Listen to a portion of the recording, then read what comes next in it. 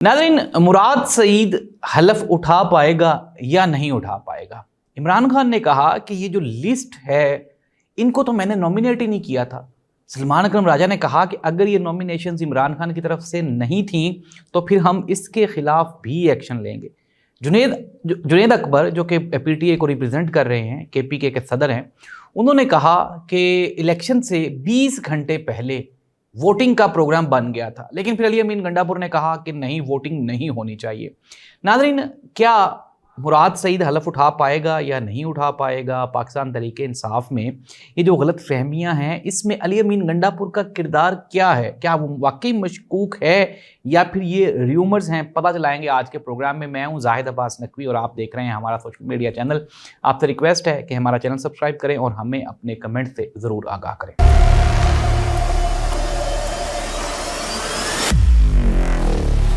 Programme का बाकायदा आगाज़ करते हैं। सबसे पहले इंतहाई अफसोसनाक खबर शामिल करते हैं। पाकिस्तान तहरीक इंसाफ की जानिब से लाहौर के रिप्रेजेंटेटिव हमाद अज़हर चोइस साहब के वालिद मियाँ अज़हर वो अल्लाह को प्यारे हो गए। मियाँ अज़हर एक सीनियर पॉलिटिशियंस थे, पंजाब के गवर्नर भी रहे, इसके अलावा काफ लीग में भी उन्होंने अहम जिम्मेदारियाँ सर अंजाम दी और उनकी जो अफसोसनाक मौत है उसके ऊपर पूरा पाकिस्तान गमगीन है। पाकिस्तान तहरीक इंसाफ की आला क़यादत की जानिब से उसके ऊपर इजहार ताज़ियत किया गया। मियाँ हमाद अज़हर के नाम कई पैगामात जो हैं वो भेजे गए। नाज़रीन, प्रोग्राम का आगाज़ करते हैं और पहली जो खबर है वो ये है कि क्या मुराद सईद हलफ उठा पाएगा या नहीं उठा पाएगा। नाज़रीन, आपको याद होगा कि किसी दौर में इसहाक डार साहब सेनेटर मुंतखब हुए थे और इसहाक डार साहब जो ही सेनेटर मुंतखब हुए थे तो पीटीआई की हुकूमत थी और वो इश्तिहारी थे, एब्सकॉन्डर थे, तो इसलिए वो हलफ उठाने नहीं आ पाए।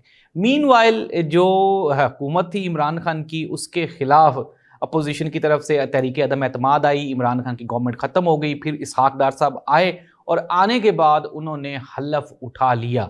नाज़रीन, इससे पहले ये आइनी शिक थी कि जो सेनेटर है वो किसी भी वक्त हलफ उठा सकता है, लेकिन फिर पीटीआई की तरफ से ये अमेंड कर दिया गया कि एक स्पेसिफिक टाइम तक हलफ उठाया जा सकता है, उसके बाद नहीं उठाया जा सकता। लेकिन इसमें एक शिक ये भी है कि अगर वो जानबूझ के हलफ ना उठाए तो फिर तो वो डी सीट हो जाएगा, लेकिन अगर किसी मजबूरी के तहत वो नहीं आ रहा तो उसकी सीट वहाँ पे प्रिजर्व रहेगी। नाज़रीन, मुराद सईद को सेनेटर क्यों बनाया गया, ये एक सवालिया निशान है। ना ही तो वो हलफ उठा सकता है। आज गवर्नर केपीके से भी ये सवाल पूछा गया कि क्या मुराद सईद को आप आने देंगे, तो उन्होंने कहा जिसने कोई गलती की है उसको सज़ा तो मिलेगी। नाज़रीन, अगर हम अदालतों की बात करें तो मुराद सईद के ऊपर भी काफ़ी सारी FIRs हैं और जो ही मुराद सईद हलफ उठाने आएगा ऑब्वियसली वो तो अरेस्ट होना ही होना है। अब ऐसी सूरत हाल में मुराद सईद का मंजर आम पे आना ये एक मुश्किल पोजीशन होगी और ये नामुमकिन सा एक सवाल है जिसका कोई जवाब नहीं है। इमरान खान ने मुराद सईद को सीट क्यों दिया, ये भी एक सवालिया निशान है। इसका जवाब जब हमने पीटीआई की आला क़यादत से पता करने की कोशिश की, इमरान खान के जो करीबी समझे जाने वाले लोग हैं उन्होंने बताया, उन्होंने कहा कि जी मुराद सईद को सेनेटर मुंतखब करवाने का मतलब है कि इमरान खान ने अपनी पावर, अपनी स्ट्रेंथ शो की और ये कोशिश की है, ये ऐलान किया है कि इमरान खान की पॉलिसीज़ आज भी मानी जाती हैं। अच्छा, अब ये तो एक तो सिचुएशन ये हो गई कि इमरान खान ने मुराद सईद का नाम फाइनल किया है। मिर्ज़ा आफरीदी और जो मौलवी नूरुल हक साहब हैं उनका नाम किसने नॉमिनेट किया? बाबर अवान साहब ने कल कहा कि मैं इमरान खान से मिला तो इमरान खान ने कहा बाबर मुझे तो पता ही नहीं है कि ये लिस्ट किसने बनाई और सेंटर कहाँ से ये सारे के सारे मुंतखब हो गए। तो नाज़रीन, ये वो सवालिया निशान है जो पीटीआई और अली अमीन गंडापुर की जो प्रेजेंट पोजीशन है उसको इंतहाई मशकूक कर देता है।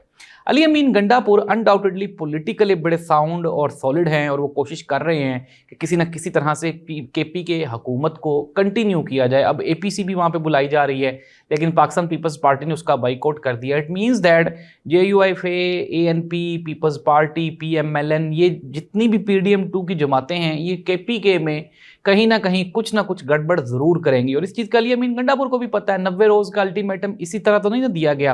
अब कुछ हल्के ये कह रहे हैं कि ये जो सेनेट का इंतखाब है इसमें जिस तरह आज़म सवाती साहब को लाया गया, मौलवी नूरुल हक साहब को लाया गया, जिस तरह से मिर्ज़ा आफरीदी को लाया गया, तो शायद ये कोशिश की गई पीटीआई की जानिब से कि एस्टेब्लिशमेंट के साथ एक कदम आगे बढ़ के बातचीत की जाए। लेकिन कहने वाले ये कह रहे हैं कि एस्टेब्लिशमेंट ने और मौजूदा हुकूमत ने इमरान खान को पहले भी 4 मरतबा धोखा दिया اور اب بھی وہ عمران خان کو سوائے دھوکے کے کچھ نہیں دیں گے۔ 26 نومبر کو عمران خان کو کہا گیا کہ جی آپ احتجاج والوں کو کال دیں اور انہیں کہیں کہ یہ واپس چلے جائیں، ڈی چوک نہ آئیں، ہم آپ کو چھوڑ دیں گے۔ اس سے پہلے بھی ہم نے 2 مرتبہ دیکھا، صبح 7:30 بجے اڈیالہ جیل کا دروازہ کھلا، لیکن عمران خان نے جب کال دے دی تو پھر اس کے بعد عمران خان تو وہیں کا وہیں رہا۔ اب بھی شاید یہ ہو سکتا ہے کہ کسی نہ کسی طرح سے کے پی کے کی جو گورنمنٹ ہے وہ تو بچ جائے، لیکن عمران خان کے باہر آنے کی جو چانسز ہیں، جو پولیٹیکل اسٹریٹجی ہے وہ تو زیرو ہے۔ نہ ہی تو موجودہ حکومت عمران خان کو کسی بھی صورت میں رہا کرنا چاہتی ہے، اور نہ ہی اسٹیبلشمنٹ یہ چاہتی ہے کہ عمران خان رہا ہو۔ انڈاؤٹڈلی عمران خان کی فیملی کوشش کر رہی ہے، اس کے بیٹے امریکہ چلے گئے ہیں۔ اٹ مینز دیٹ کہ فیملی کی طرف سے رہائی کی کوششیں ہو رہی ہیں، پارٹی کی جانب سے جتنی بھی جو پالیسیز ہیں وہ زیرو ہیں۔ اب ہم آ جاتے ہیں آیا کہ کیا یہ جو ساری صورتحال ہے اس کا فائدہ کسی نہ کسی طرح سے پی ٹی آئی کو ہوگا یا نہیں ہوگا، تو اس کا جواب ہے نہیں۔ اچھا، ایک اور سوالیہ نشان ہے، وہ یہ ہے کہ گزشتہ 3 سال سے پی ٹی آئی کے خلاف جو پالیسی تھی وہ اسٹل کنٹینیو ہے، وہ کہیں پہ بھی رکی نہیں ہے، تبدیل نہیں ہوئی ہے۔ اٹ مینز دیٹ کہ آنے والے جو دن ہیں وہ پاکستان تحریک انصاف کے لیے مزید مشکل ہے۔ ایک طرف پاکستان تحریک انصاف نے احتجاج کا اعلان کیا ہوا ہے، دوسری طرف اسٹیبلشمنٹ نے بڑی تیزی کے ساتھ جو فیصلے ہیں وہ سنانے شروع کر دیے ہیں۔ پنجاب میں بھی جو اللہ کی عادت ہے، ایون کہ جو لیڈر آف دی اپوزیشن ہے ان کے خلاف ان کو بھی 10 سال قید کی سزا سنا دی گئی۔ اچھا، یہ 10 سال کی قید اس لیے سنائی جاتی ہے کہ بابر اعوان صاحب نے کہا، انہوں نے کہا کہ 10 سال جو ہے نا یہ ایک سائیکولوجیکل فیگر ہوتا ہے، اور اگر یہ سزا 5 یا 7 سال ہو تو اس کے خلاف اپیل اور ضمانت کے چانسز زیادہ ہوتے ہیں۔ 10 سال والے کو ضمانت نہیں مل سکتی، رہائی نہیں مل سکتی، اور کیس جو ہے وہ تھوڑا لمبا ہو جاتا ہے، اس لیے انہوں نے اس کو 10 سال رکھا ہے۔ اگر یہ 5 سال یا 7 سال ہوگی تو پھر ہائی کورٹ میں جلدی اپیل لگے گی، اور اس میں رہائی کے جو چانسز ہیں، سوری میں نے ضمانت کہہ دیا، ضمانت نہیں ہوگی، رہائی کے جو چانسز ہیں وہ زیادہ ہوتے ہیں 5 اور 7 سال، لیکن 10 سال جو ہے وہ ایک بڑا ایک ہندسہ ہے۔ لیکن بابر اعوان نے ساتھ ساتھ یہ بھی کہا کہ یہ سیاسی سزائیں ہیں، ان کا کوئی مستقبل نہیں ہے۔ ناظرین، پاکستان وقتی طور پہ ایک سیاسی اکھاڑا بنا ہوا ہے، یہاں پہ عوام کی امپورٹنس، پاکستانیوں کی افادیت، پاکستان کے مسائل کا حل وہ کوئی بھی ڈسکس نہیں کر رہا۔ ہر گزرتے ہوئے دن کے ساتھ عام انسان کے، عام پاکستانی کے مسائل بڑھتے جا رہے ہیں۔ نوکریاں جتنی تھیں وہ ڈپارٹمنٹس ختم کر کے بے روزگاری کو مزید بڑھا دیا گیا، مہنگائی مزید بڑھا دی گئی ہے۔